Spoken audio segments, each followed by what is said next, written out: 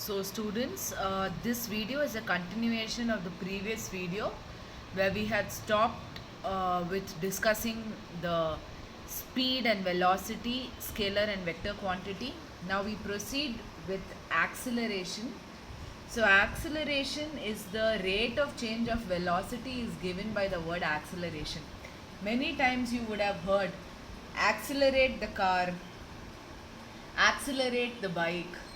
Accelerate means increase the speed with respect to time. So change in the velocity per unit time is given by acceleration. So the quantity which specifies changes in velocity is acceleration. Acceleration is the change in velocity of a body per unit time or the rate of change of velocity. Acceleration is change in velocity per unit time.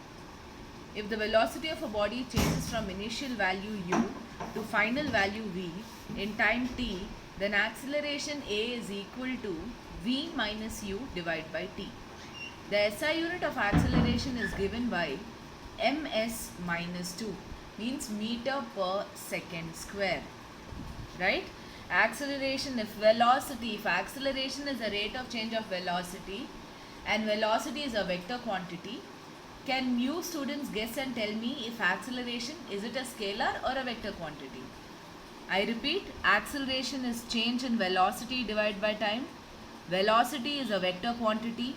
So acceleration will also be a vector quantity. Moving ahead, how do we plot graphs for acceleration and velocity? So suppose you want to plot a graph 3, 4.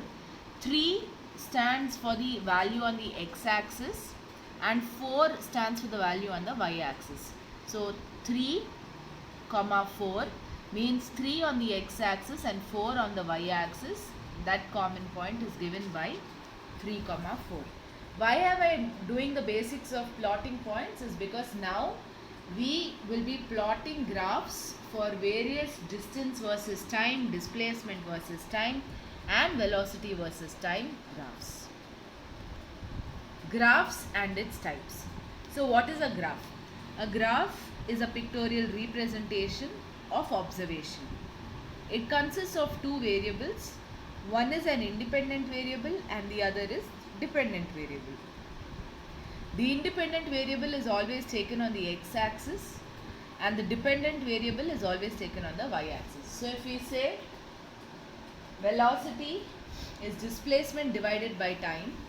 So displacement divided by time. Time is the independent variable and displacement is dependent on the time. So displacement which is dependent will be on the y-axis and distance which is independent will be on the x-axis. So there are many types of graphs in physics such as distance time graph, displacement time graph, velocity time graph and acceleration time graph. When we look at distance time graph, it is the change in the position of a body with time can be represented on a distance time graph. In this graph, distance is taken on the y-axis and time is taken on the x-axis. The distance time graph for a uniform speed is a straight line or it is a linear graph.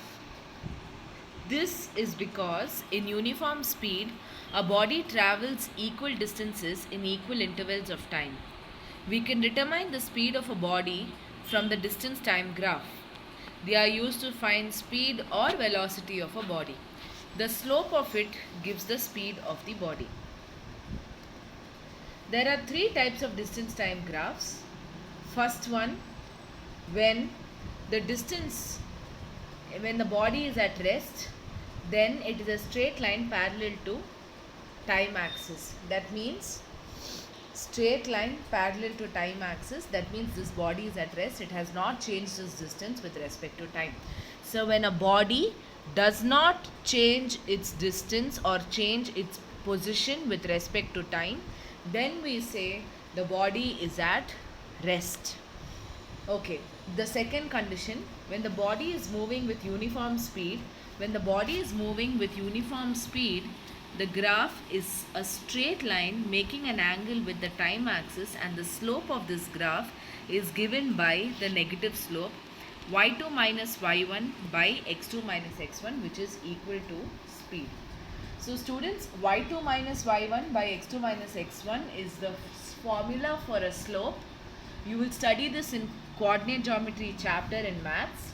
So the slope of the graph is a linear slope. Linear slope means it's a straight line, and this is a graph for a uniform speed. Uniform speed means when equal distance is covered in equal intervals of time, then it is said to be uniform speed.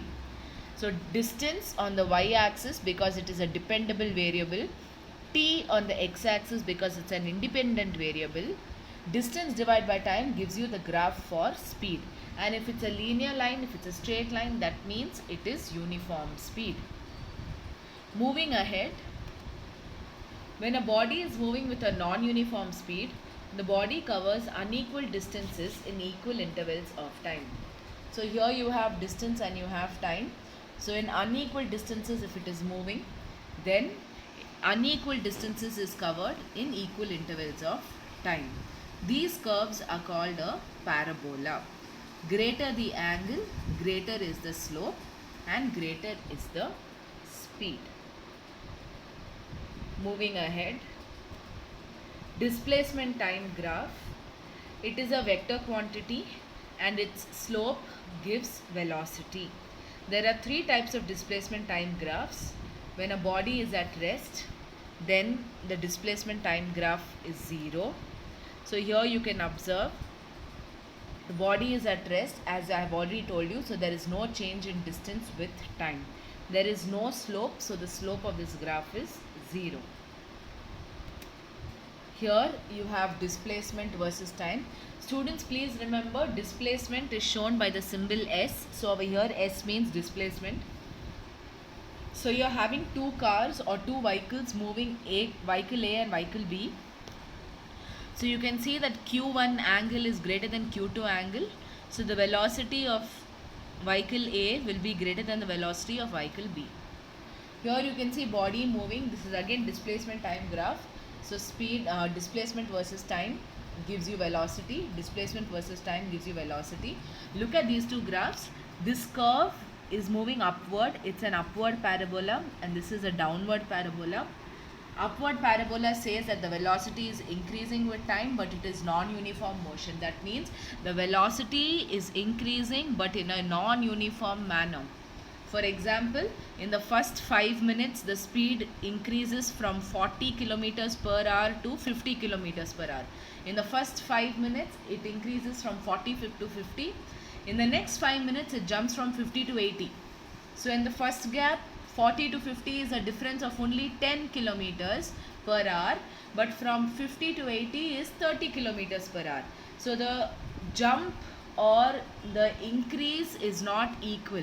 When it is an unequal increase, then it is said to be non-uniform velocity. Is it clear? Moving ahead, velocity time graph. So for a body moving in a straight line without changing its direction, the velocity of the body becomes equal to its speed. So when your distance is equal to displacement, then the velocity of the body is equal to the speed of the body. The slope of the velocity time graphs gives acceleration. So velocity with time, velocity, because what is the definition of acceleration? Acceleration is rate of change of velocity. So based on velocity time graph, we have three different cases of graphs which we will discuss further. Case 1, if the body is moving with a constant speed, then we see that your velocity and time, there is no acceleration. If there's constant speed, that means the speed is not changing. That means the acceleration will be 0. Case 2, if a body is moving with uniformly changing speed. If the speed increases uniformly, then the slope is said to be a positive slope and it gives you uniform acceleration. Uniform changing speed can be speed increasing or speed decreasing. If the speed is decreasing, then you will get a downward slope, but the slope will be a straight line and it will be a negative slope. This gives retardation. Retardation is opposite of acceleration. So if we increase the speed, it's called acceleration. If we decrease the speed, then it is called retardation.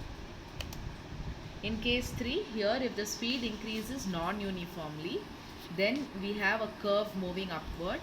The slope of tangent drawn at any point on the curve is positive and is equal to the acceleration of the body. If the speed decreases non-uniformly, then the slope of the body of the tangent is negative and it gives the value of retardation.